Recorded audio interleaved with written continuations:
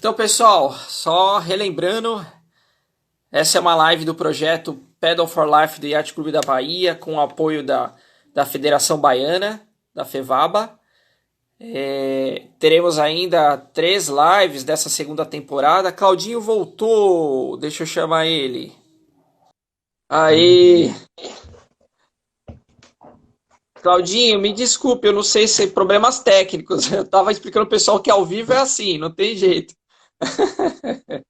Desculpe, Claudinha. Eu não sei se é a minha internet ou se é a sua. Nós tivemos muito vento essa noite, né, por causa do ciclone. Então, não sei se isso prejudicou o sinal de alguma forma. Você estava cortando um pouquinho, mas eu ainda te escutava Rapaz, normal. na verdade, é o que acontece.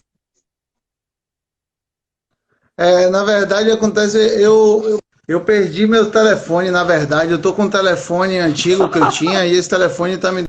Meu telefone, ele bebeu muita água salgada, então ele apagou completamente. Quando o cara abriu o telefone, ele tava todo de Claudinho, sal por dentro. Bonfá tava tirando uma com a sua cara. Falou pra você trocar o chip da Oi aí. Tirar do 2G. Na verdade, ele tira onda com todo mundo, esse safado desse Bonfá. Claudinho, e aí você começou a remar quando? Já pegando o gancho, quando que você começou a remar de vaar, de canoa polinésia? E você já começou numa OC1, né, numa V1R ou V1, ou começou na OC6? Conta um pouquinho para nós.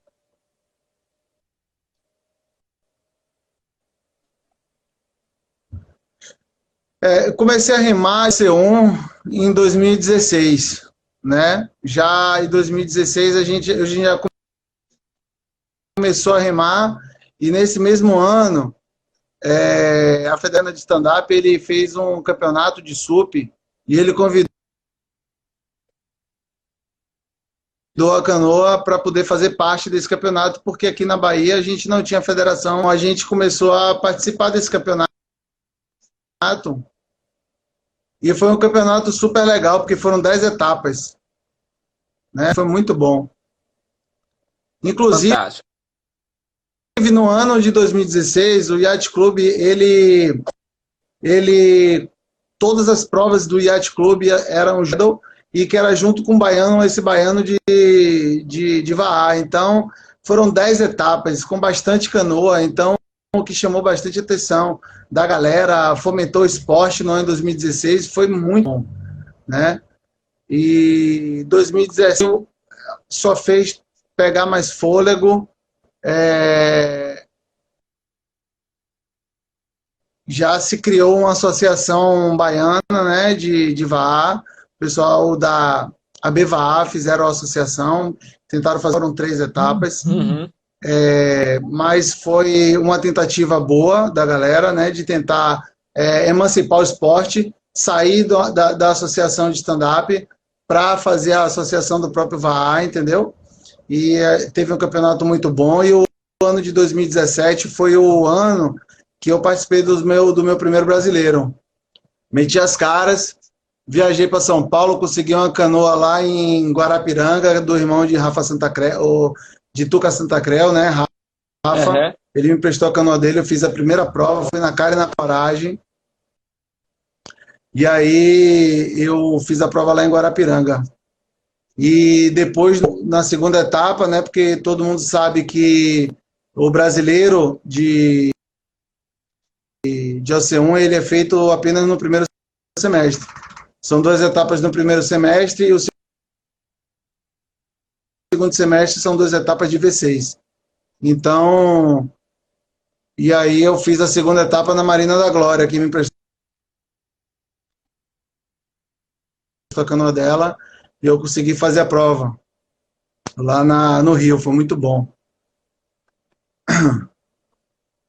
E no ano de que Nós foi vamos, a grande nós prova vamos. que a gente fez naquele ano.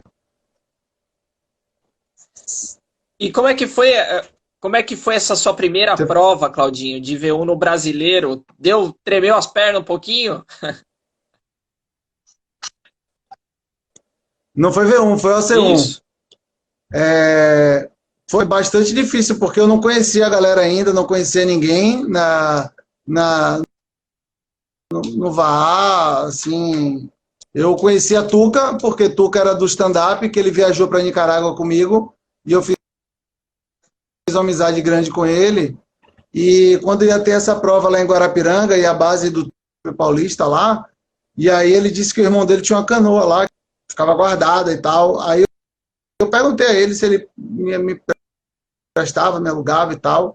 Aí ele falou assim, não, pô, vem pra cá. Ele me chamou, me convidou para ir pra casa dele e me emprestou a canoa. Então, foi uma viagem massa, porque todo mundo sabe que para participar de um brasileiro, você não tem como viajar com a canoa no avião. Sim. Ou você viaja de carro para levar a sua canoa, então você consegue uma canoa no lugar, entendeu? Então, tudo muito caro. E aí a família lá do Tuca me recebeu maravilhosamente bem. E eu fiz a prova lá, conheci todo mundo lá na hora. E aí sim foi o que aprendi o que é realmente participar de um brasileiro. Estava do lado do Leão, e tava Leão, Paulão, o Murilo do meu lado, todo mundo assim do meu lado. Na hora que deu a largada, eu acho que no meu primeiro hip, os caras já estavam 100 metros na minha frente. E o coração já estava aqui, batendo aqui na goela, querendo sair, eu fazendo aquela força, porque eu não tenho explosão muscular, velho. Os caras saíram, estavam fazendo uma prova de sprint, bicho. Então, quando eu vi aquilo, eu fiquei assustado. Eu larguei, quando eu vi, os caras sumiram na frente, fizeram um pelotão lá na frente, sumiram, foram embora. Eu fiquei para trás, aí fiquei lá no segundo pelotão, mas aos poucos eu fui conseguindo melhorar, à medida que a prova foi passando, eu começo a melhorar do meio para o final, né? Uhum. E aí eu encontrei com o Serginho no meio da prova, e aí fui disputando eu, o Serginho e o Alan, e foi super legal. A minha vontade era ficar entre os 10, nessa primeira prova do meu primeiro brasileiro. E eu estava em 10º até a reta final. Aí o cara me passou no final e eu fiquei em 11º. Parecia que eu tinha ficado em último. Foi bizarro. Mas a experiência foi muito top. Quando eu fui para a Marina da Glória, na segunda etapa, já treinei um pouco mais.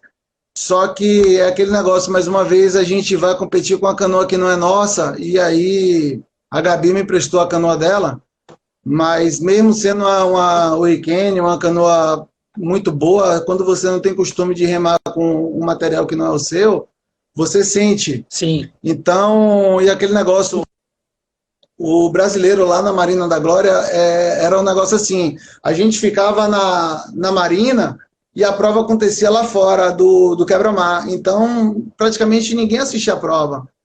Então a gente ficava lá na rampa esperando o pessoal chegar com a canoa, você pegava a canoa para poder sair. Então foi tudo muito corrido. E eu não tive. Uma tensão, né, Claudinho? Eu não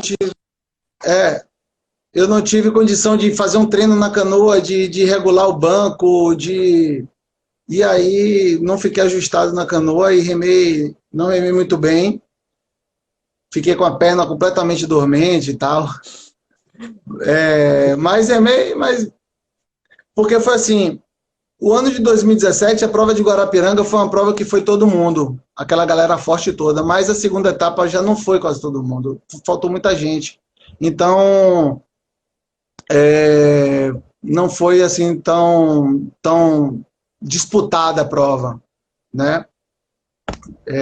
Mas aí valeu uma né? Sim. Participar do primeiro brasileiro e tal, foi sensacional. Ninguém esquece o primeiro, quem já participou do primeiro brasileiro, ninguém esquece. Bom, o Fá tá falando que o Leão não conta, porque ele faz sprint de 20 quilômetros. Aquele bicho é um animal. Eu já larguei 2 vezes do lado dele. E é difícil segurar os caras, velho. E inclusive. Trabalha o psicológico na hora da largada, né, Claudinho? O bom é que acontece o seguinte, como brasileiros são muitas canoas juntas uma da outra, quando você larga do cara que ele larga tão forte assim, você já ganha espaço livre do lado, entendeu? Não fica batendo canoa, porque ele já pula logo na Vai frente, embora. você tenta engatar ali, consegue pegar um vácuo, e aí você vai atrás dele, entendeu? Aí que é bom. É isso mesmo. Ô, Claudinho, você é um atleta fantástico. Tem vários admiradores aí. E até pelo 2016 para cá, se for pensar, é pouco tempo, né, Claudinho? Você Muito se pouco. desenvolveu em outros esportes durante muito mais tempo do que na canoagem. Mas, por outro lado, você é um atleta muito dedicado, então você evolui muito rápido, né? Tudo que você pega para fazer, você faz muito bem. Então você evolui muito rápido na canoagem, tanto que Valeu. hoje muita gente te conhece por causa disso, né? Dos seus resultados, né? Isso é mérito seu.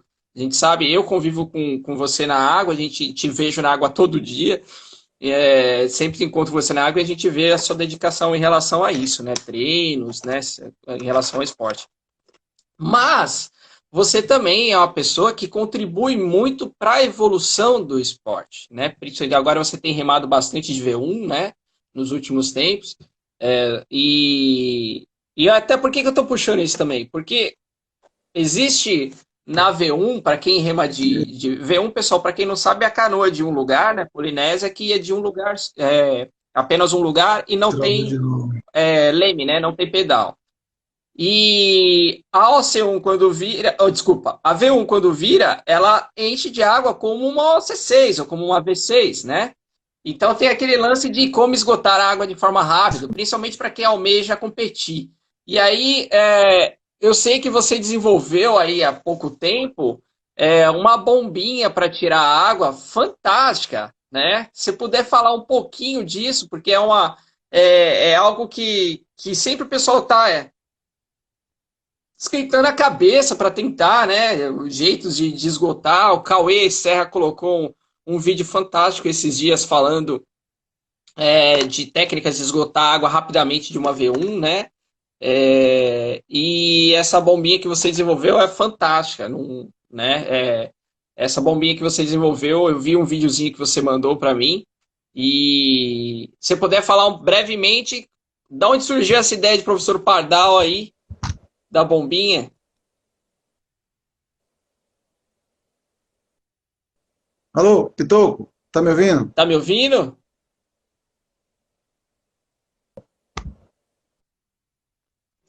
Deu.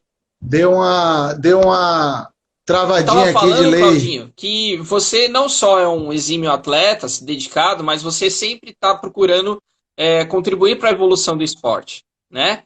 E você vem remando de V1 já há algum tempo, e, e aí você, nesse intuito, né? Porque a V1, para quem não conhece, como eu expliquei, ela quando vira, né? Quando tem o rule, ela entra água e tem que esgotar essa água. Por isso tem um baler, né? Um baldinho e tal. E você desenvolveu, mandou um videozinho aí essa semana, um sistema fantástico de esgotamento de água usando o pé, uma bombinha, né? Fala um pouquinho, cara. Aproveitar que nós estamos aqui, tem um monte de gente, eu sei que é interessada, né, nesses tipos de recurso aí. Na verdade é o seguinte, essa bomba já existe, tá? Esse sistema ele já existe, só que aqui no Brasil você não acha. Os caras importam da África do Sul. Ah, Então é complicado você ter um negócio de fora. E desde que quando eu comecei a remar com a V1, por mais que quando você vire hoje, até o próprio Cauê botou um isso. vídeo ensinando a desvirar, tirando a água toda. Então, só que quando você está remando, bate onda, entra onda na canoa, você molhado, a água do remo, respingo, quando chove, fica sempre um pé, uma quantidade de água dentro. Uhum. E você está remando ali, você tem uma canoa leve, boa, mas você está remando levando 1 quilo de água, meio quilo, 1,5 quilo, sei lá. Então, então aquilo ficava me incomodando.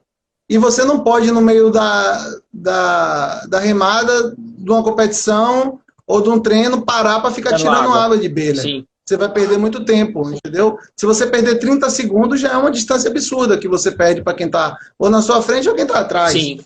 Então a média cai, entendeu? Então eu falei, pô, eu tenho que botar uma bomba daquela na minha canoa, só que eu não sei nem para onde é que vai, não sei quem pede, onde é que compra, nem nada. Eu falei, pô, eu tenho que desenvolver. E eu sei que não era difícil fazer uma coisa dessa se eu achasse os componentes certos, entendeu? Então eu corri atrás, batalhei um bocado, consegui todas as peças que eu precisava, e eu fiz mesmo, depois que eu fiz peguei a bomba, botei todo o sistema, mostrei pro Diego da Evolution, e ele falou, pô, Cláudio, tá massa, tá muito legal, vamos ver como é que fica e tal. Só que eu fiz tudo isso sem ter aval de ninguém, sem ter uma ajuda, sem perguntar nada, sem saber de nada. Eu fiz tudo no meu pensamento, achando que eu estava fazendo o certo. Então, depois que eu peguei tudo que eu imaginei que tivesse certo, eu peguei um balde aqui dentro de casa, no banheiro, e usei num balde, enchi um balde de água, e aí vi que estava dando certo, entendeu? Eu falei, pô, agora eu tenho que testar na canoa. Fantástico. E eu não fiz um teste avulso, eu peguei uma furadeira, cara, a coisa que mais me doeu na vida. Furar velho. a canoa. Pegar uma furadeira e furar a canoa sem saber se o negócio vai dar certo ou não. Que loucura, Furei cara. a canoa, botei as peças, furei lá o apoio de pé, botei na posição que eu achei que ia ficar boa, ficou assim, muito perfeito. Ficou fantástico. Assim, ela não esgota tipo 100%, a canoa não fica seca por dentro, porque chega um determinado momento Não tem que a língua, água ela né? fica na metade da bitola da mangueira, começa a dar entrada de ar. Então ela vai tirando um pouquinho, mas sai. Não fica com aquela quantidade absurda de água na canoa, né? Também assim, não é uma bomba que a pessoa, tipo assim, vai desvirar a canoa vai estar cheia de água e você vai desviar aquilo pisando em um minuto, entendeu? Sim.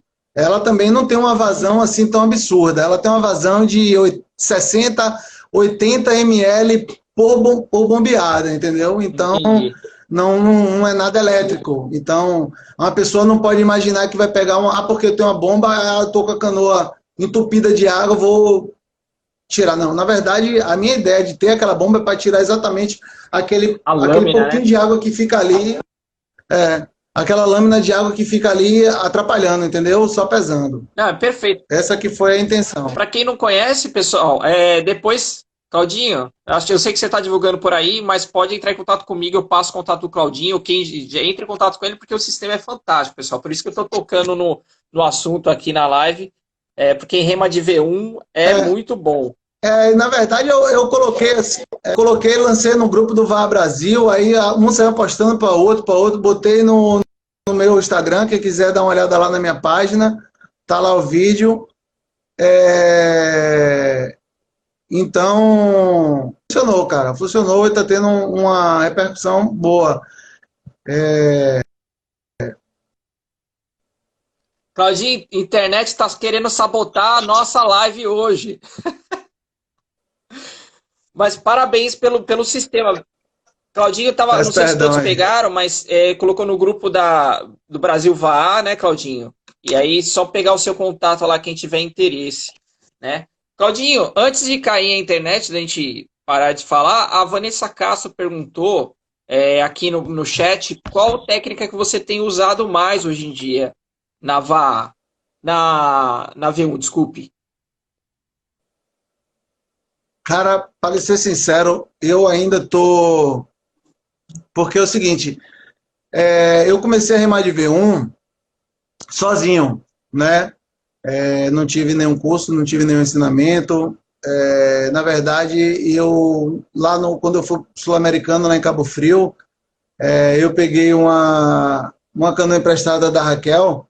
A Raquel falou assim, Claudinho, rema assim para você poder fazer a curva, para você poder voltar. E aí... Então, me deu uma técnica rápida lá, eu remei, me virei, gostei.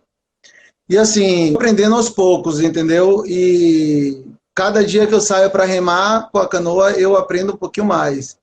Então, a V1 é uma... E eu não tenho tanta propriedade para falar exatamente como eu tenho para falar de OC1.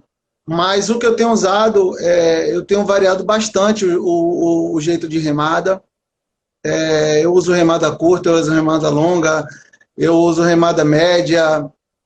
Para quem não sabe, na OC1 você pode fazer hip. Você trabalha hip de 10, hip de 12, hip de 15, hip de 20. Uhum. Na V1 não tem hip. Na V1 você rema Dos dois pela lados. sua direção. Tem horas que eu remo, se bater um vento de alheta mesmo, ou um vento de bochecha, de través, eu remo 30, 40 de um lado, 2 do outro, então... E às vezes você rema puxando a canoa para o lado, porque o fato de você lemear a canoa no meio da canoa é muito difícil. E quando o vento bate lateral, ela puxa muito de lado. Então eu estou aprendendo ainda, pegando o jeito de colocar remo na água, de puxar a remada, a melhor forma de fazer curva, então tudo está sendo uma experiência para mim. Com essa pandemia, como está tudo fechado, eu tenho tido poucas oportunidades de estar remando. Consegui remar um dia desse, que teve um downwind, e praticamente eu não conseguia alinhar a canoa na onda, eu não conseguia fazer a canoa andar. Não é fácil.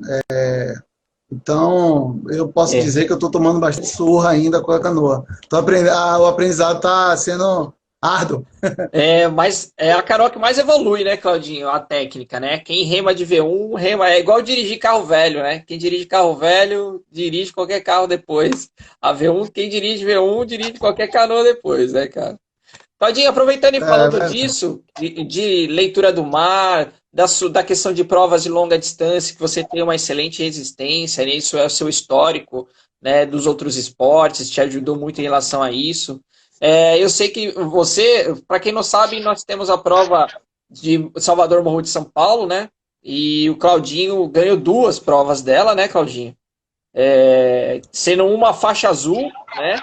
Fantástico. Fita azul, desculpe, fantástico.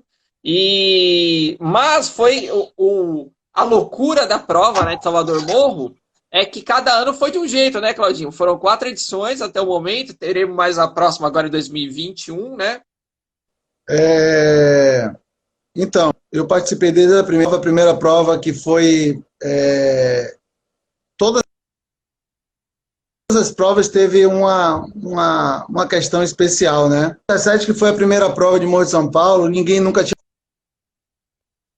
feito a prova ainda, né? Então era uma novidade para todo mundo. Foi uma prova bastante difícil, mas foi relativamente tranquila, porque foi uma prova que eu nunca vi. Parece que o iate escolheu uma...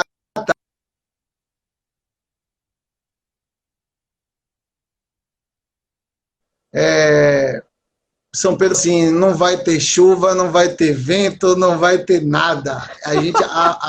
O mar daqui até Morro de São Paulo era um espelho d'água. Não foi uma das partes assim que eu achei sensacional, a primeira prova de Morro de São Paulo. E essa primeira prova de Morro de São Paulo, a gente chegou na primeira praia lá em Morro, né? Então, foi bem mais tranquila a chegada. Eu fiz essa prova em 5 horas e 59. Eu queria fazer a prova abaixo de 6 horas. E eu fiz 5 horas e 58. Aí Só que quando eu fui ver o meu resultado tinha um pênalti. Que aí eu fui descobrir que o árbitro geral lá da prova, ele me deu uma penalização. Caiu a internet dele, turma.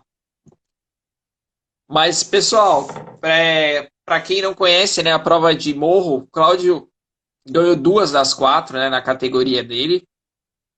Um resultado bastante expressivo. E para quem nunca fez a prova de morro, ela tinha 4. Esses 4 anos foram 4 anos com condições de mar diferentes, né? E isso foi muito engraçado. E o Claudinho, como remou as 4 provas, né? Tava falando enquanto você tava voltando, Claudinho, tava falando. Porque da largada, os caras me perturbando, né? Isso. Então, porque o que acontece? A prova de morro, o pessoal sempre escolhe, na verdade, uma maré que favoreça um pouco a gente, né? Então, naquele ano, a maré de vazante estava muito forte. A gente não conseguia ficar com as canoas paradas em linha porque a maré estava levando. Então, o árbitro ele queria um alinhamento perfeito, mas não tem como você fazer um alinhamento com a maré jogando você. Para você ter uma noção, aquele trecho, o trecho da largada até o quilômetro 5, se eu não me engano, minha velocidade média foi de 17, se eu não me engano, 16, caramba, 17, porque é absurda, muito rápido, porque você estava a favor de parecia que a gente estava descendo um rio. Então, Danilão, na hora da largada não teve como, teve canoa que estava mais para frente, canoa mais para trás. É difícil, né? Para quem pega a prova assim aberta, né, Claudinha? É muito difícil você... são muitas variáveis na água, né, cara? É aquele lance, chega na frente não só quem conseguiu desenvolver melhor a remada, mas quem faz uma boa leitura das condições do mar também, né, Claudinho? Você traz isso da vela, né? E você tem essa manha, e isso é bem, bem importante nessas provas de longa distância, né? A gente é competitiva na largada. O Pato tá dizendo aí que se eu largasse mais para trás, não tem negócio de largar para trás. Tem que largar na frente. O pessoal fica falando, uma prova de 60 quilômetros não se resolve na largada. Resolve sim. O pessoal que fica moscando na largada, aí os outros se mandam na frente, aí o cara bota 1 minuto, 2 minutos na sua frente, para você buscar, você vai ter que fazer muita força, então você não pode dar um vacilo. Então, minha atenção, na hora da largada, eu nem converso, a pessoa fala comigo, eu não olho nem para o lado, eu fico ali ligado na largada. Da largada eu já estou... Porque, inclusive, para você ter uma ideia, no ano de 2017, o que foi que aconteceu? Eu acho que eu não me lembro, não me recordo exatamente se foi 18 ou 19. Eu acho que foi 2018. Que na hora da largada teve uma confusão. A comissão de regata fez um procedimento. Aí o que aconteceu? A maré de novo jogando a gente, e eu tentei largar mais próximo da embarcação. Só que meu leme pegou no cabo da âncora e eu fiquei preso. E aí deu a largada. O barco da comissão levantou a bandeira verde. Só que aí o pessoal ficou, não largou não, e eu fiquei preso. E aí o que aconteceu? Eu vi que a bandeira verde estava em cima e o pessoal estava dizendo volta, os atletas estavam dizendo volta. Quando eu consegui tirar o leme do cabo da âncora, eu saí acelerando tudo, saí passando todo mundo, a galera falando assim, volta, eu falei, volta nada, a bandeira verde lá, ó. E aí eu fui embora, e aquilo me salvou, porque o pessoal parece que não presta atenção direito nas explicações, e aí nessas horas dá um vacilo, entendeu? Então a gente se beneficia também. O Luiz Pato, né, que do clube, né, que ajuda na organização, estava falando que quando um atleta queima a largada, ele já fica no caderninho preto, no ano seguinte ele fica de olho naquele atleta. Claudinho, mas assim, anos, teve um ano que foi flat, né? E acho que foi 2018, acho que foi bem flat. 2017 foi flat total. 2018 teve uma condição... o mar estava bem tranquilo, 2018, só que aí quando foi chegando... faltava uns 20 quilômetros, eu acho, próximo depois do checkpoint 2, se eu não me engano. Entrou um vento de nordeste, cara, com muita força. E aí deu um downwind assim sensacional para Morro de São Paulo. Eu já estava tipo morrendo, e aí o vento foi entrando e as ondas foi crescendo e eu começava a surfar. E aí eu pegava uma onda atrás da outra. Chegava a conectar 2, 3, 4 ondas, e aquilo foi me salvando. E aí eu comecei a Tanto é que o ano de 2018 é o ano do recorde, né, da prova, que Rogério Mendes ele fez em 5 horas e meia e eu fiz 5 horas e 32. E esse tempo, só que aí também, a chegada do segundo ano já foi na terceira praia. Então, mas 2019 para mim, em termos de condição, foi o melhor ano. Porque esse downwind que deu do meio para o final, e eu peguei, porque a gente está mais para frente, eu peguei faltando 20 quilômetros para chegar em morro. Mas a galera que estava mais atrás, teve gente que pode ter pego 30 quilômetros de downwind aí, que pode ter sido irado, entendeu? Porque eu curti muito a prova de 2019, que foi a segunda prova, no caso, né? Eu fiquei em segundo, o Rogério ele ganhou a prova, e eu fiquei em segundo. O Matheus ficou em terceiro, se eu não me engano. Fantástico. E fala um pouquinho da emoção desse ano, da prova desse ano, foi especial para você? Cara, esse ano aconteceu uma coisa que eu nunca imaginei na minha vida, né? Porque a prova de Morro de São Paulo é uma prova que está no meu coração. Não por ser uma prova na Bahia, feita pelo clube. Travou? Alô? Tá me ouvindo? Tô ouvindo. Pronto.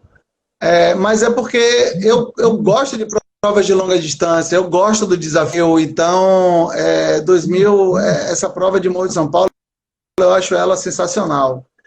Então, esse ano, a gente sabe que a OC1 não é a embarcação mais rápida da prova de Morro de São Paulo, porque você tem a OC6 masculina, você tem a OC6 feminina, você tem a OC6 mista, né, embarcação de 6 pessoas, você tem surf ski, que são as embarcações mais rápidas, surf ski duplo, entendeu? Você tem a OC2, você tem V1, então são muitas modalidades, e dentro dessas não é considerada a modalidade mais rápida, sim o surf ski ou o surf ski duplo, né? Sim.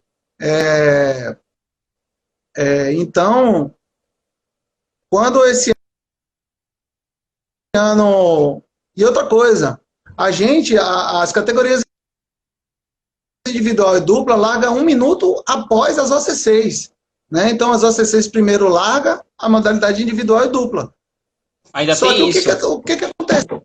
O que aconteceu? Na hora da largada, que a gente viu a largada, eu tô vendo as OC6 partiram na prova.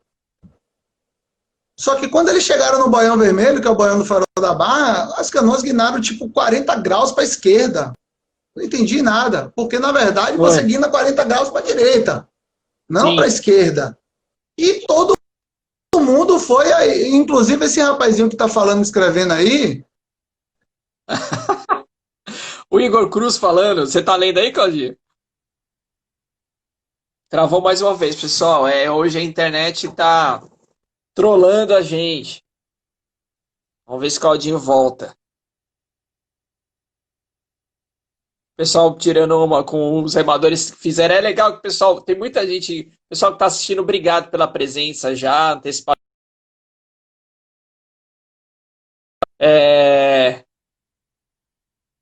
Travou um pouquinho, Claudinho caiu de novo. Mas é muito bom ter vocês aqui conosco. É muito legal ver nas mensagens, pessoal, a interação entre os remadores que fizeram a prova, porque realmente a prova desse ano foi engraçada. Teve realmente um pelotão que saiu, se afastou um pouco da rota e aí fez uma barriga, né? Remou mais. E aí teve uma galera até de Salvador que foi atrás. Claudinho, tá muito bom. Tô de volta.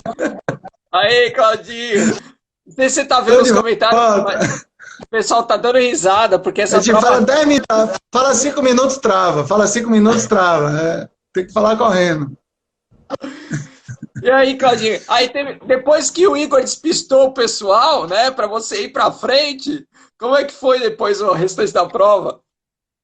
Então, na verdade, eu não nem digo que foi Igor, na verdade eu digo que foi as canoas OC6 que saíram mais na frente. É Igor que foi atrás, entendeu? Só que ele aí saiu passando o povo e saiu levando. Porque tem algumas pessoas que têm uma teoria de navegação, que eu respeito, mas não concordo, que querem, tipo, descer a favor do vento. Então, existem várias Cada um tem seu modo de pensar, entendeu? Sim. Então, na hora que eu vi as canoas assim, partindo para aquele lado, e algumas pessoas que saíram, e eu tenho minha convicção e eu sei o que eu faço, porque eu sei a navegação da prova de 1. Então, eu segui minha prova, eu não segui ninguém, porque para mim estava todo mundo fazendo errado. Eu sabia que o que eu estava fazendo era o certo, então eu botei meu rumo e fui embora seguindo meu rumo, né? Então, só que eu fui remando ali, estava brigando ali com... Estava eu na frente, estava Clóvis próximo de mim, ao meu lado praticamente, tinha um surfisque duplo, 2 surfisque simples. Eu fui indo embora e parei de olhar para trás e comecei a remar.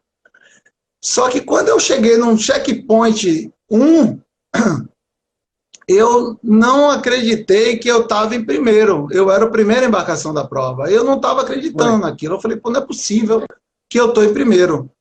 Que eu olhava para o lado e não via as OC6, não via nenhum... Eu falei, porque é o tipo da coisa, a prova de mão, como ela é mais aberta, às vezes os barcos separam muito e às vezes você não vê. Mas quando chega no checkpoint, afunila, porque todo mundo tem que passar no checkpoint. Então, no checkpoint era onde eu ia saber se eu estava na frente ou se eu estava atrás. E quando eu vi, eu perguntei, gritei se eu era o primeiro. O pessoal falou, você está em primeiro, é o primeiro barco. Eu falei, pronto. Então, aquilo me deu um gás, assim, absurdo. Eu fiquei, assim, numa sensação, assim, aquilo... eu falei, pô, então vamos embora. Vamos tentar ver se a gente chega em primeiro lá e morro. E aí aquele negócio, aquela adrenalina subiu. Só que fiquei nervoso de certa forma, porque é uma conquista para mim histórica, né? Eu falei, pô, consegui um feito desse para entrar para a história. Então aquilo ficou na minha cabeça e eu comecei a concentrar minha remada em cima desse intuito, né? Minha prova mudou. Eu falei assim, pô, eu não quero mais disputar o C1, eu quero disputar agora contra todo mundo, eu quero tentar ganhar a prova. E aí eu comecei a... Só que aí eu acho que esse sentimento me deixou nervoso demais, que eu comecei a ter cãibra. Comecei a sentir cãibra no abdômen, comecei a sentir... Eu estava acompanhando a prova de fora, né, que eu estava como árbitro da prova, e no segundo checkpoint você nem parou, você passou direto. Era esse foco, você estava focado em pegar esse primeiro lugar geral. Claudinho voltou! Véi, na boa, essa internet está me matando, velho. Ela dá um pico, tem hora que ela dá um pico e trava. O Rogério Mendes está perguntando como você dividiu as etapas de hidratação e suplementação durante a prova. Você lembra disso? Porque você passou direto nos checkpoints praticamente. No segundo eu estava lá, antes de você chegar, e você nem pegou nada, foi embora. Em nenhuma prova eu parei, desde a primeira edição. E como é que você... Eu nunca parei no checkpoint. O Rogério Mendes está querendo pegar... Porque o que acontece... essas coisas a gente não fala, não. Então, eu saio com água suficiente e alimentação suficiente para não precisar parar, entendeu? Porque eu parto do princípio seguinte: quando você está 1 minuto atrás de um adversário seu, você tem que fazer uma força absurda para conseguir pegar. Sim. E depois que você pega, você precisa passar.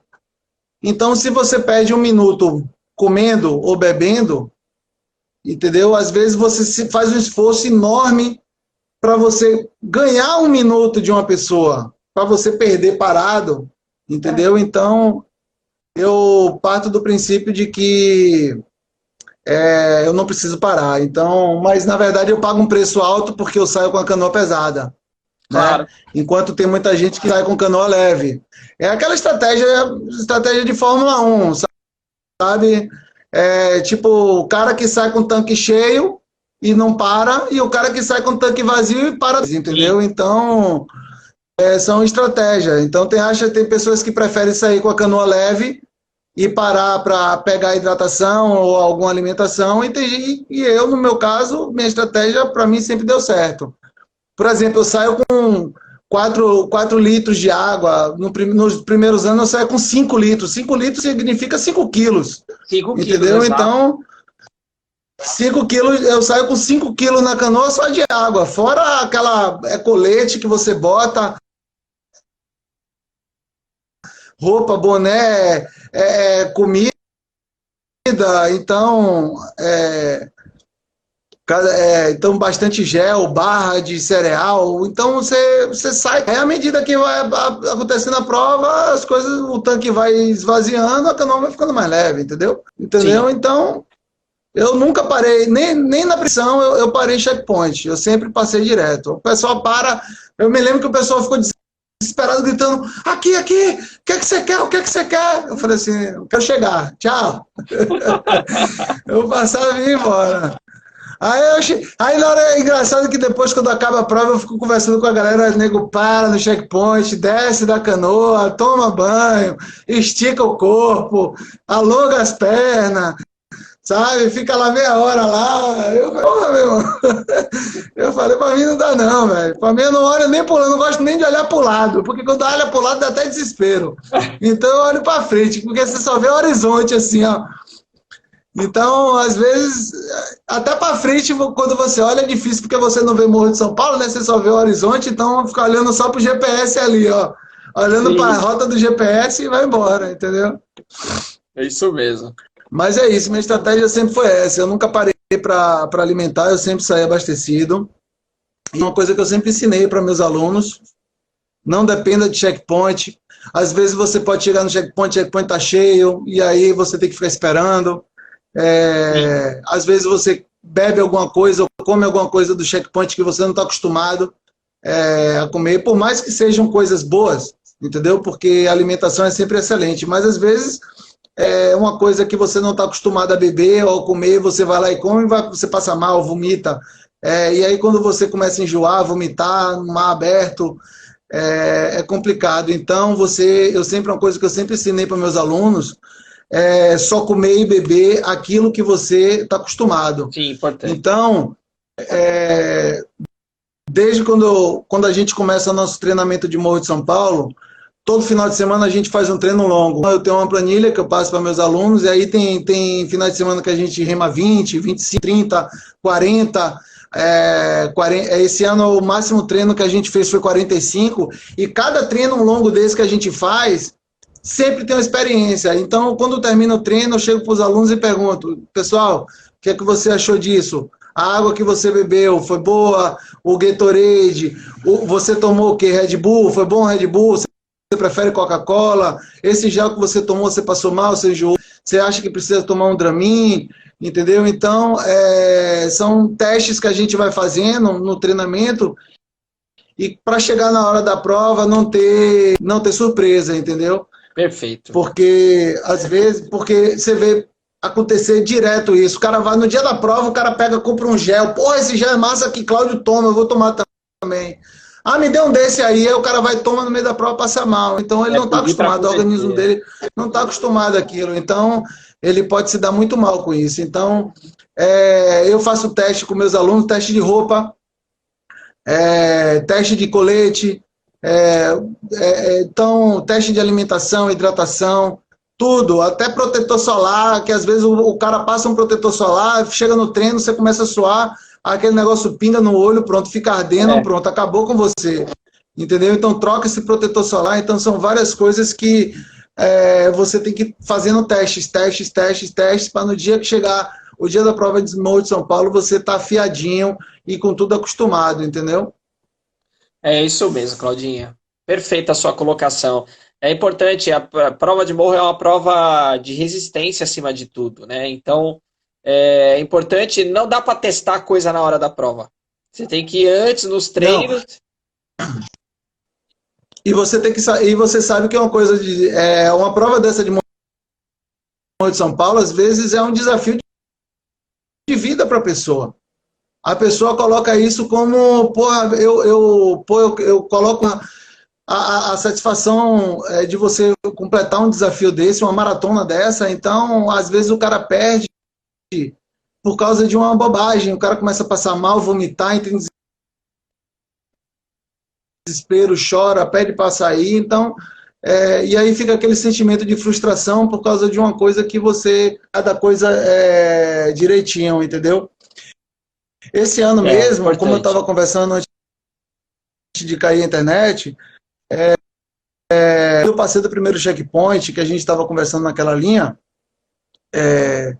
de euforia tão grande, por estar em primeiro na prova, que eu acho que eu excedi um pouco o meu limite, e eu comecei a sentir cãibra pelo meu corpo todo. Sentia cãibra Caramba. nos dois braços, é que eu dava, o braço queria travar, aquele sentimento, você sabe que a cãibra vai travar o músculo, e você fica naquele limite para não travar. O abdominal, o abdômen, o peito, e minhas costas, cara. Minha lombar, eu senti cãibra na lombar, e tudo ao mesmo tempo. Então, teve um determinado momento da prova que eu comecei a chorar, porque eu falei assim, meu Deus do céu, me ajude, porque eu treinei tanto, treinei meus alunos, eu estou fazendo uma prova linda, eu estou em primeiro, e não é possível que eu vou perder por causa de uma cãibra. Me sentindo bem, não estou me sentindo cansado, eu não estava me sentindo cansado, todo mundo estava reclamando do calor, eu estava com hidratação, estava com alimentação, estava com tudo, e eu podia perder por uma cãibra. Eu falei, já imaginou eu começar a sentir cãibra, minha musculatura travar e eu ter que estar em primeiro por causa de cãibra. Então,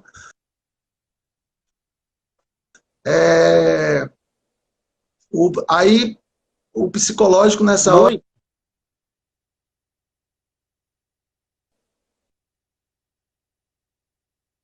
Então,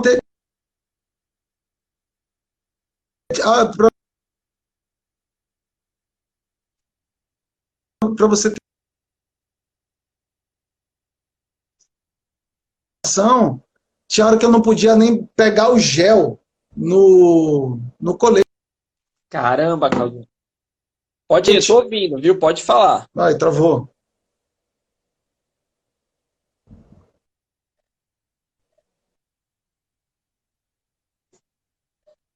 Tô ouvindo. Estamos ouvindo.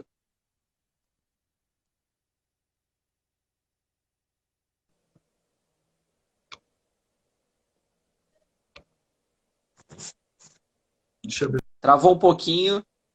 O seu áudio vem, a imagem que dá uma travada.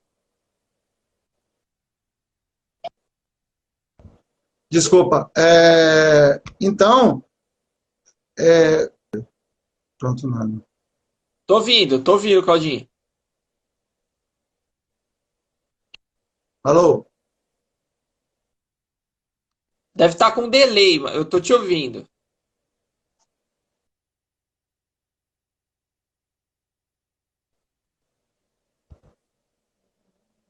Deu câmera na imagem.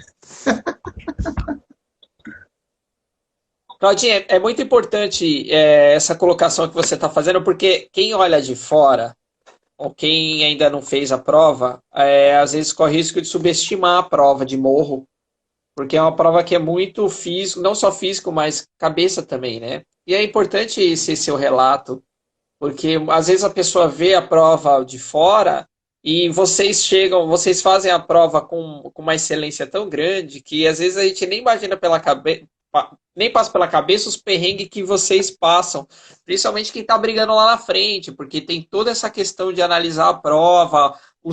É uma prova de autoconhecimento fantástico, né? A gente sai, depois de uma prova de Morro de São Paulo, você sai com uma outra mentalidade em relação a você, o seu corpo, né? Um autoconhecimento muito.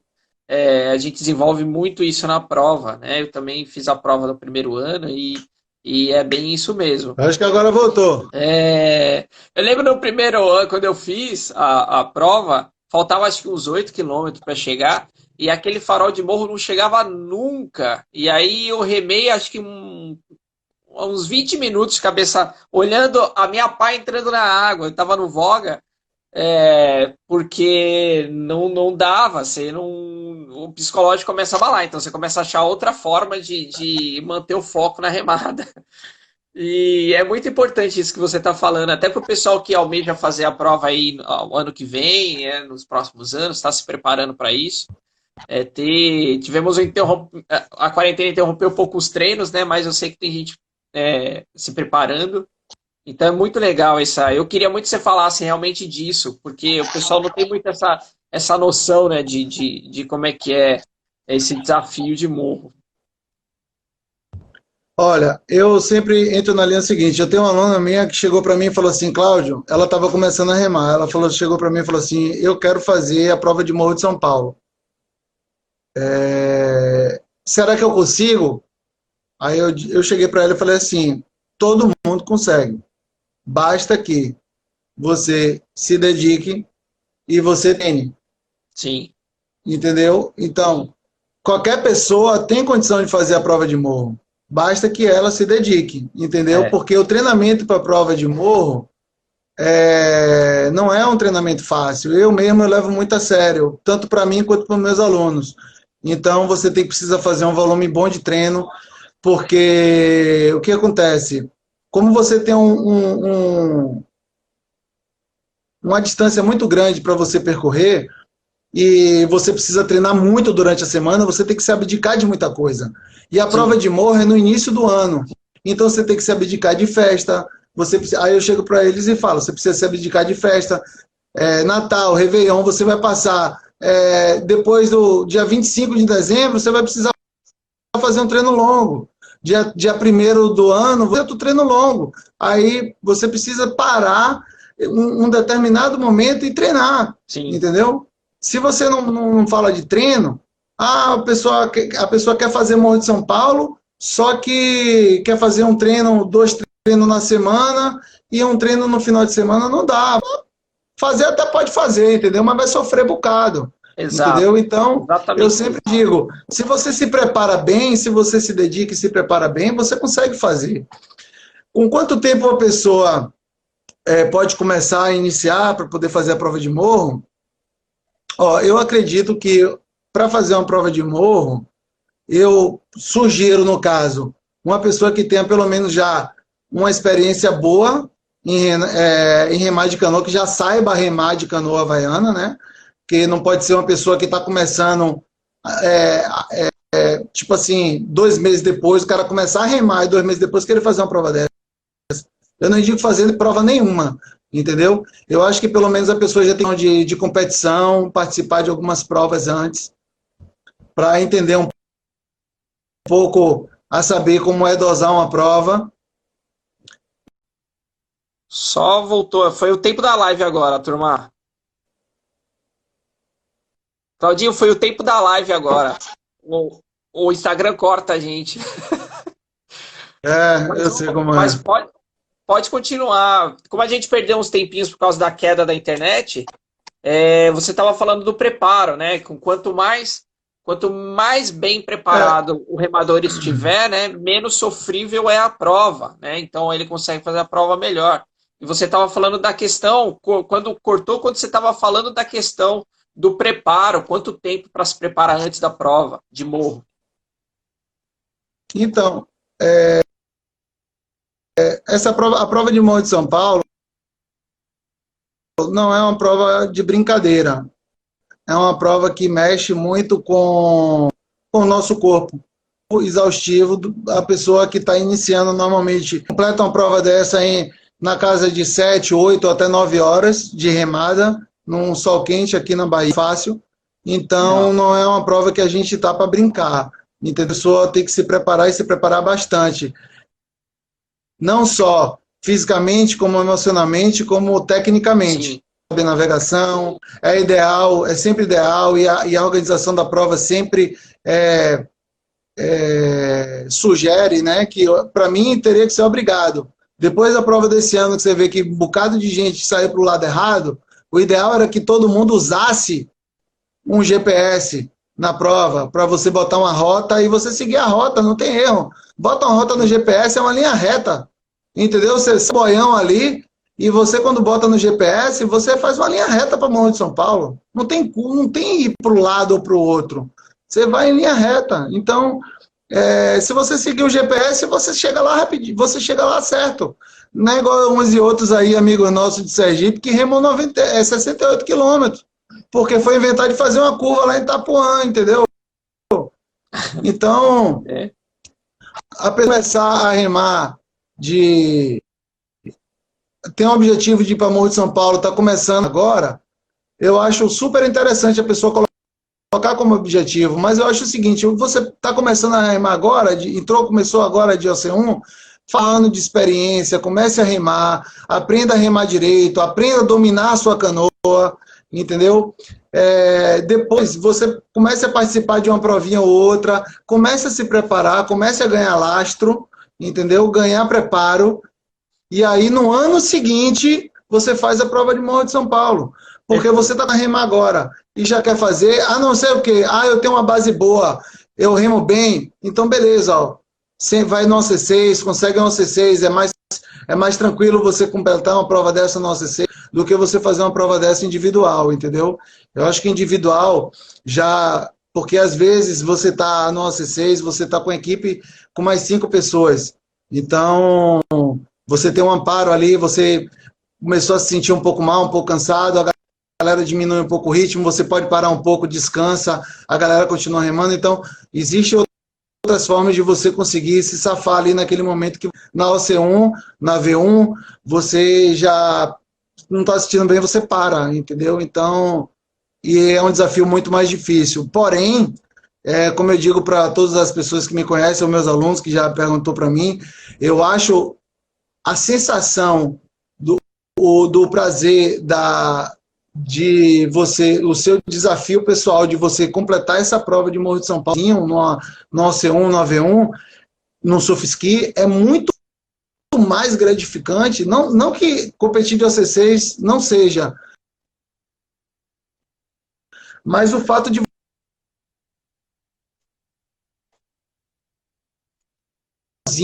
você é muito mais gratificante, é muito mais, e é uma coisa que você vai levar para o resto da vida, entendeu? Você nunca vai esquecer um negócio desse. Pô, você participar com o CC disputando ali, pô, é muito legal. Não acho que vai ser ruim o OC2, o OC6.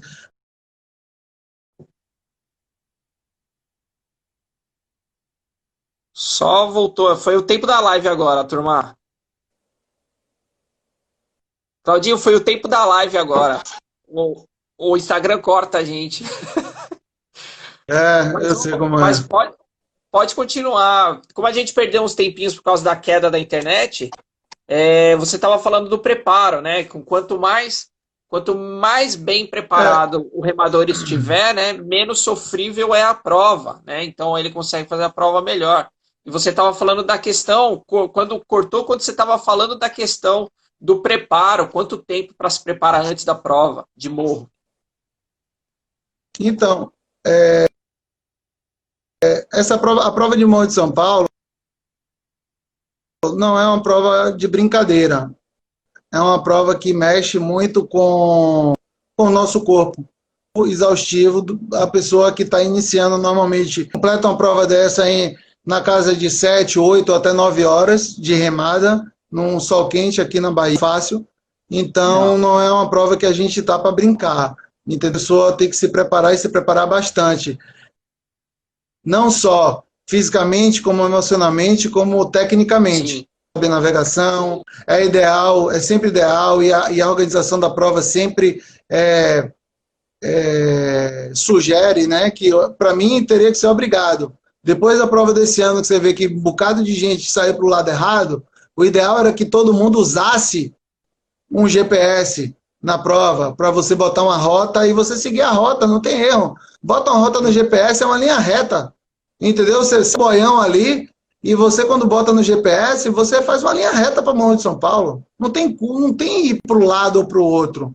Você vai em linha reta. Então, se você seguir o GPS, você chega lá rapidinho, você chega lá certo.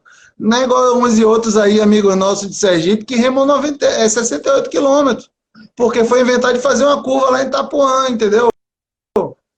Então, a começar a remar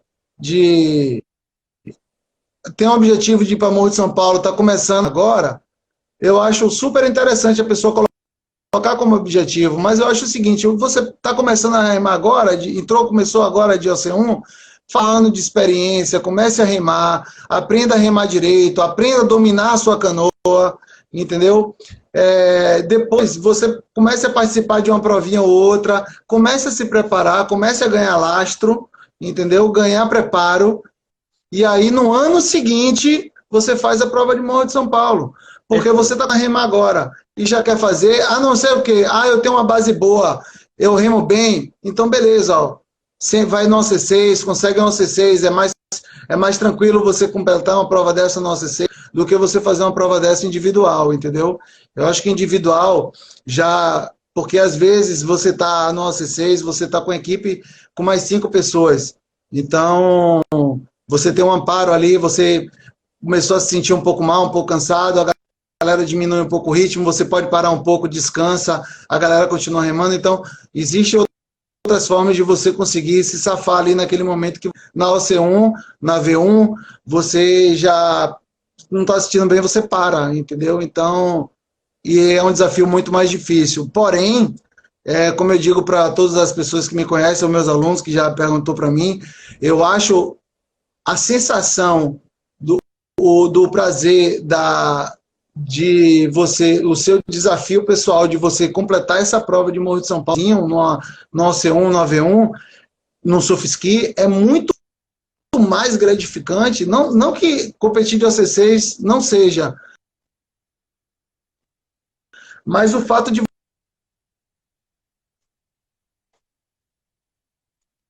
você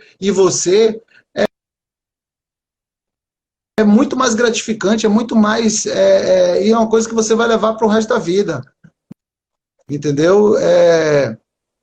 Você nunca vai esquecer um negócio desse. Pô, você participar com a CC disputando ali, pô, é muito legal. Não acho que vai ser ruim o OC2, o OC6. Eles treinaram e todos eles conseguiram. Fantástico. E esse ano, todos eles me disseram quem estava na linha de chegada que viu. A experiência que eles tiveram foi sensacional. Esse ano, é isso mesmo que você falou. E esse ano, quem estava lá na linha de chegada, aguardando os remadores chegar, viu o quão grande foi a sua emoção na hora da chegada, por causa da fita azul, e porque esse ano foi também um desafio, né, a condição de mar, uma prova um pouquinho mais longa, tinha uma... Eles treinaram e todos eles conseguiram. Fantástico. E esse ano, todos eles me disseram quem estava na linha de chegada que viu. A experiência que eles tiveram foi sensacional. Esse ano, é isso mesmo que você falou. E esse ano, quem estava lá na linha de chegada, aguardando os remadores chegar, viu o quão grande foi a sua emoção na hora da chegada, por causa da fita azul, e porque esse ano foi também um desafio, né, a condição de mar, uma prova um pouquinho mais longa, tinha uma magia essa emoção, né? Só quem realmente fez a prova numa modalidade solo, seja surf ski, paddleboard, ou canoa V1, OC1, sabe como é que é mesmo. Claudinho, uma última pergunta. Eu não tenho dúvida. O pessoal da Federação Baiana está perguntando como você compararia o desafio do iate de OC1 com a travessia Mar Grande, Salvador Mar Grande nadando. É dureza as duas, hein? Peraí. Repete a pergunta que deu uma travada no seu áudio. O pessoal da Federação Baiana está perguntando, CB, como você compararia o desafio do Yacht Clube, o Salvador Morro, né, de OC1, com o desafio de Mar Grande, Salvador nadando, né? É uma quilometragem menor, mas caramba, nadar aí uns 10... Não, eu não compararia com a Mar Grande Salvador, porque a Mar Grande Salvador dá 10, 12 quilômetros, é uma prova que eu faço em 2 horas. Meu recorde é 1 hora e 45.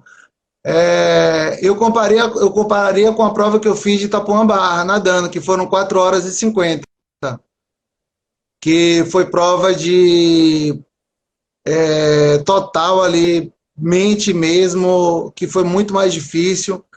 Você ficar nadando ali só vendo água passando, fundo do mar, fundo do mar, fundo do mar, durante 4 horas e 50, é complicado.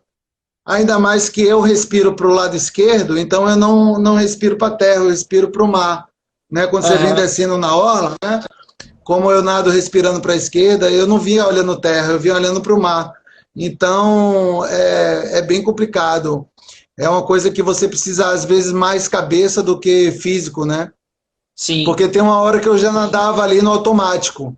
Você está nadando ali, o braço vai que você nem percebe mais que você está naquele condicionamento mesmo.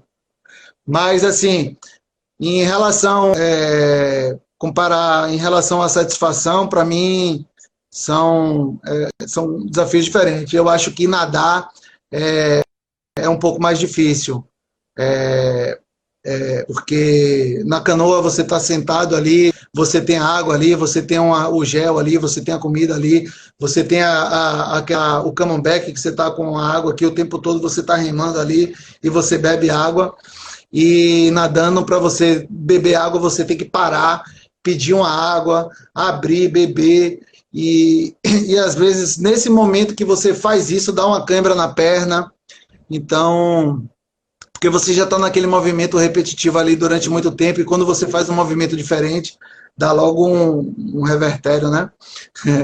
Mas eu acho que nadar é mais difícil. Eu acho que a canoa eu acho que o prazer de remar hoje para mim é maior. Mas o desafio, em termos de dificuldade entre as duas provas, eu acho que a natação foi mais difícil. Mais difícil, eu acredito. Até porque Morro de São Paulo, apesar do que as pessoas falam e acham que é coisa, eu curti as 4 provas. Eu curti muito todas as provas. Eu vou botando meu objetivo pessoal ali, vou olhando meu rendimento, vou olhando minha média, vou olhando meu ritmo a cada quilômetro, e aí vou curtindo um pouco a prova. Eu curto muito a prova. Eu achei engraçado que no ano de 2019, a Renalô, o pessoal da Renalô, né, o Henrique, a galera que ganhou a prova, a galera de Cabo Frio, né? Aí eu conversando com o Henrique chegou para mim e falou assim: pô, cara, essa prova de morro é muito boa e tal, mas vocês tinham que tentar fazer essa prova uma largada um pouco mais cedo, para a gente pegar menos sol, porque faz muito calor e tal. Aí eu cheguei para ele e fiz assim: ó, nada, filho. Quando eu fui para o Sul-Americano, em Cabo Frio, o que foi que vocês estavam dizendo para mim? Que o baiano é viracolé. Na água fria retada, eu estava remando com calça de neoprene, camisa de neoprene, lycra por cima, colete de neoprene. Eu estava morrendo de frio, os caras lá tudo dando risada. Aí os caras vêm para a Bahia e querem pegar a sombrinha. Tem que pegar o sol na cabeça. Eu falei, não, eu tinha que largar mais tarde para fazer mais sol ainda. Usando as armas locais, né? Você quer vir fazer boa prova? Venha antes para aqui fazer um treino de adaptação. Isso aí. Claudinho, meu querido, eu queria te agradecer. Passamos aí um pouquinho de uma hora, mas o papo estava tão bom que eu sempre peço autorização para, às vezes, passar um pouquinho. Mas eu queria te agradecer muito, muito por ter aceito o convite, a sua presença, o bate-papo. É muito legal essas dicas que você deu e essa experiência que você passou, né, para as outras pessoas que estão acompanhando a live. Teve um bate-papo muito legal aqui no chat, o pessoal comentando sobre as provas, quem participou, né, das provas, dando risada aí. Tinha um pessoal querendo ir para a África, Rosca querendo ir para a África. Foi muito bom, muito bom. Não, teve Igor, inclusive ele está aí falando, eu acho que ele fez... O Yacht Club tem uma prova no circuito de Salvador, que a largada é uma prova de vela, né, de oceano. A largada é no iate, ia lá em Itapuã, depois em Morro de São Paulo e voltava para o iate, né? Aí eu acho que Igor estava querendo fazer isso aí. Ele estava querendo ir lá em Itapuã primeiro para depois diferenciada. Semelhante. Os caras me perturbam, eu tenho que perturbar também, né, não, Pitoco? Não é? Muito bom. Claudinho, muito obrigado, Claudinho. Queria agradecer também, Galera, pessoal. O pessoal que esteve presente, participaram, fizeram pergunta aí. É muito importante a participação de vocês aí. O intuito é esse, é a gente fazer um bate-papo leve, comentar um pouco, falar um pouquinho aí do nosso amado esporte aí da canoagem. E eu queria te agradecer muito, Claudinho, em nome do IAT, o seu convite. Você é um parceiro, é um exemplo para muitos de nós, para mim também. E você é uma pessoa que alavanca, né, o esporte. Isso é fantástico. A gente precisa de pessoas assim no meio mesmo. Então continue focado, contribuindo. Você tem muito para contribuir e ajudar para o desenvolvimento do esporte. Tá aí a bomba que nós comentamos, a bombinha de pé, é uma excelente contribuição. E é isso aí. Quiser falar alguma coisa, Claudinho, fica à vontade. eu que agradeço, Pitoco. O Yacht Clube mora no meu coração. Eu que agradeço a oportunidade de bater esse bate-papo aqui. E dizer também para a galera que está aí, ou quem quiser, se qualquer dúvida que quiser tirar, pode me procurar. Se quiser alguma dica, alguma coisa que queira sobre a prova de Morro de São Paulo, ou qualquer outra prova, a gente está aqui, eu não escondo nada, todo mundo dizendo, Cláudio, você fica postando seus treinos lá, os caras, tá todo mundo olhando o que você está fazendo. Eu não ligo, não. Meu negócio é jogo aberto, na hora a gente entra para fazer a mesma força, se tiver que for, se for bem vai, se não for não vai. Mas estamos aí, galera. Quem precisar de qualquer coisa, eu estou à disposição, pode me procurar no meu telefone, no meu WhatsApp ou no próprio Instagram mesmo. Agradeço a você, Pitoco, você é um cara. Imagina. Yacht Clube da Bahia. Claudinho. Obrigado. E pedir para Pato tirar meu nome da lista negra, porque eu não estou mais saindo escapado, não, pelo amor de Deus. Dizem que quem faz fita azul sai do caderninho.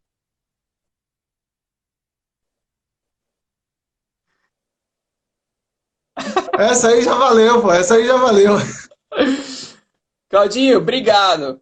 Pessoal, essa foi mais uma live com o nosso querido Cláudio Brito, CB, do projeto Pedal for Life do Yacht Clube, com o apoio da Federação Baiana, tá, de canoagem. E aí nós teremos mais outras. Ainda vem Babi para falar aí um pouquinho aí da evolução e da força das mulheres na canoagem, nos esportes pedal, que a Babi é multicampeã, né? O Zé vem falar um pouquinho, o Zé Augusto, vice da... Aê, boa, Claudinho, isso aí. O Zé Augusto vem falar ainda um pouquinho sobre a evolução aí do SUP, do stand-up paddle, e também a parte de protocolo. Aí a gente vai abordar um pouquinho disso aí de retorno de quarentena. E aí, para fechar a segunda temporada, tem o Daniel, atual presidente da Confederação Brasileira, para falar um pouquinho sobre o mesmo tema aí. Vamos temas importantes sobre o retorno pós-pandemia, tá? Então é isso, pessoal. Encerro por hoje. Claudinho, sem palavras para agradecer novamente.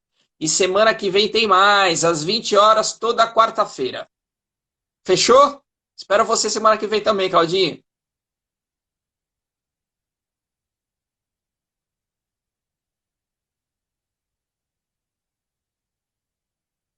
A internet deu uma travadinha de novo.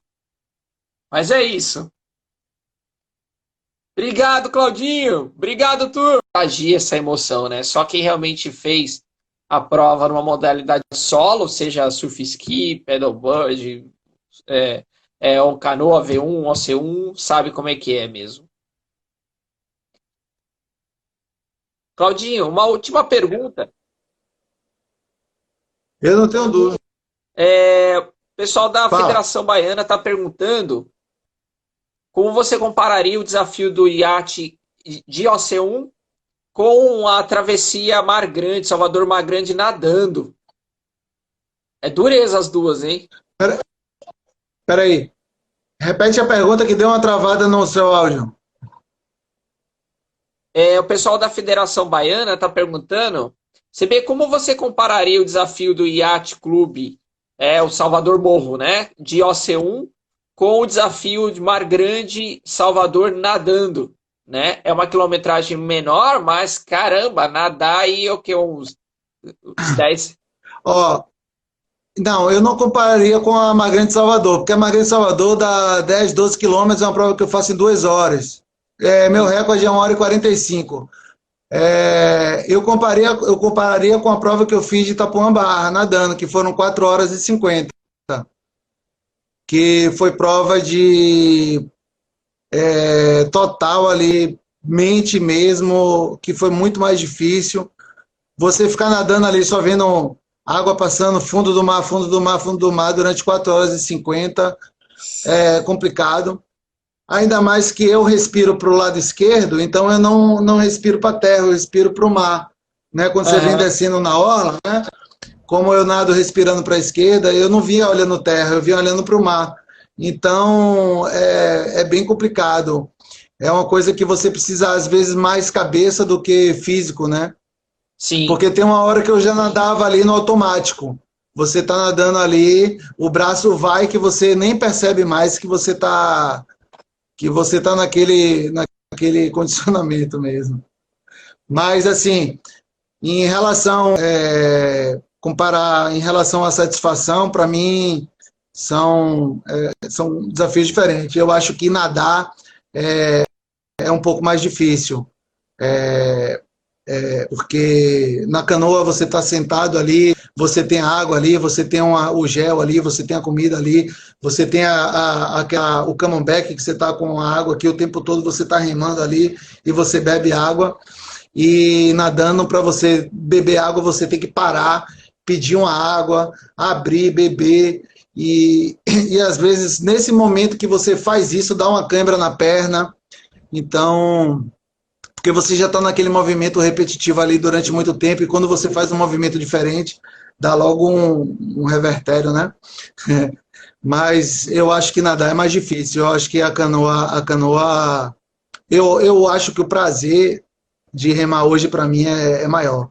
Mas o desafio, em termos de dificuldade entre as duas provas, eu acho que a natação foi mais difícil. Mais difícil, eu acredito. Até porque Morro de São Paulo, apesar do que as pessoas falam e acham que é coisa, eu curti as 4 provas. Eu curti muito todas as provas. Eu vou botando meu objetivo pessoal ali, vou olhando meu rendimento, vou olhando minha média, vou olhando meu ritmo a cada quilômetro, e aí vou curtindo um pouco a prova. Eu curto muito a prova. Eu achei engraçado que no ano de 2019, a Renalô, o pessoal da Renalô, né, o Henrique, a galera que ganhou a prova, a galera de Cabo Frio, né? Aí eu conversando com o Henrique chegou para mim e falou assim: pô, cara, essa prova de morro é muito boa e tal, mas vocês tinham que tentar fazer essa prova uma largada um pouco mais cedo, para a gente pegar menos sol, porque faz muito calor e tal. Aí eu cheguei para ele e fiz assim: ó, nada, filho. Quando eu fui para o Sul-Americano, em Cabo Frio, o que foi que vocês estavam dizendo para mim? Que o baiano é viracolé. Na água fria, retada, eu estava remando com calça de neoprene, camisa de neoprene, lycra por cima, colete de neoprene. Eu estava morrendo de frio, os caras lá tudo dando risada. Aí os caras vêm para a Bahia e querem pegar a sombrinha. Tem que pegar o sol na cabeça. Eu falei, não, tinha que largar mais tarde para fazer mais sol ainda. Usando as armas locais, né? Você quer vir fazer boa prova? Venha antes para aqui fazer um treino de adaptação. Isso aí. Claudinho, meu querido, eu queria te agradecer. Passamos aí um pouquinho de uma hora, mas o papo estava tão bom que eu sempre peço autorização para, às vezes, passar um pouquinho. Mas eu queria te agradecer muito, muito por ter aceito o convite, a sua presença, o bate-papo. É muito legal essas dicas que você deu e essa experiência que você passou, né, para as outras pessoas que estão acompanhando a live. Teve um bate-papo muito legal aqui no chat, o pessoal comentando sobre as provas, quem participou, né, das provas, dando risada aí, tinha um pessoal querendo ir para a África, Rosca querendo ir para a África. Foi muito bom, muito bom. Então, Não, muito teve. obrigado. Igor, inclusive, ele está aí falando. Eu acho que ele fez. O Yacht Clube tem uma prova no circuito de Salvador, que a largada é uma prova de vela, né? De oceano. A largada é no iate, vai lá ia lá em Itapuã, depois em Morro de São Paulo e voltava para o iate, né? Aí eu acho que Igor estava querendo fazer isso aí. Ele estava querendo ir lá em Pra Morro, Itapuã primeiro para depois diferenciada. semelhante. Os caras me perturbam, eu tenho que perturbar também, né? Não, Pitoco? Não é? Muito bom. Claudinho, muito obrigado, Claudinho. Queria agradecer também, Galera, pessoal. O pessoal que esteve presente, participaram, fizeram pergunta aí. É muito importante a participação de vocês aí. O intuito é esse, é a gente fazer um bate-papo leve, comentar um pouco, falar um pouquinho aí do nosso amado esporte aí da canoagem. E eu queria te agradecer muito, Claudinho, em nome do IAT, o seu convite. Você é um parceiro, é um exemplo para muitos de nós, para mim também. E você é uma pessoa que alavanca, né, o esporte. Isso é fantástico. A gente precisa de pessoas assim no meio mesmo. Eu então continue focado, contribuindo. Você tem muito para contribuir e ajudar para o desenvolvimento do esporte. Tá aí a bomba que nós comentamos, a bombinha de pé, é uma excelente contribuição. E é isso aí. Quiser falar alguma coisa, Claudinho, fica à vontade. eu que agradeço, Pitoco. O Yacht Clube mora no meu coração. Eu que agradeço a oportunidade de bater esse bate-papo aqui.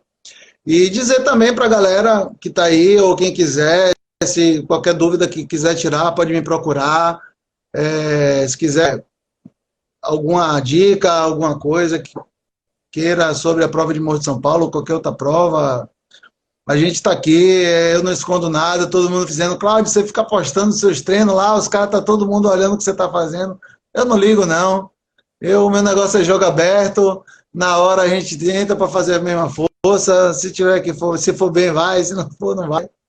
Mas estamos aí, galera. Quem precisar de qualquer coisa, eu estou à disposição. Pode me procurar no meu telefone, no meu WhatsApp ou no próprio Instagram mesmo. Agradeço a você, Pitoco. Você é um cara. Imagina. Yacht Tamo Clube da junto, Bahia. Claudinho.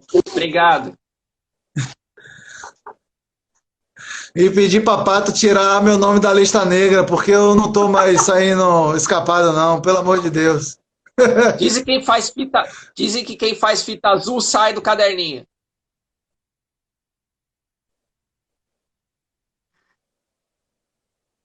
Essa aí já valeu, pô. Essa aí já valeu. Claudinho, obrigado.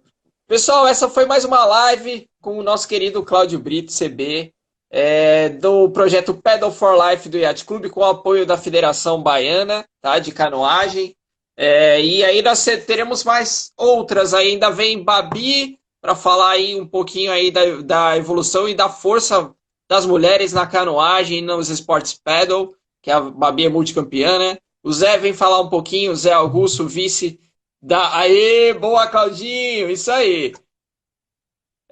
O Zé Augusto vem falar ainda um pouquinho sobre a evolução aí do SUP, do Stand-Up Paddle, e também a parte de protocolo. Aí a gente vai abordar um pouquinho disso aí de retorno de quarentena. E aí, para fechar a segunda temporada, tem o Daniel, atual presidente da Confederação Brasileira, para falar um pouquinho sobre o mesmo tema aí. Vamos temas importantes sobre o retorno pós-pandemia, tá? Então é isso, pessoal. Encerro por hoje. Claudinho, sem palavras para agradecer novamente. E semana que vem tem mais, às 20 horas, toda quarta-feira. Fechou? Espero você semana que vem também, Claudinho.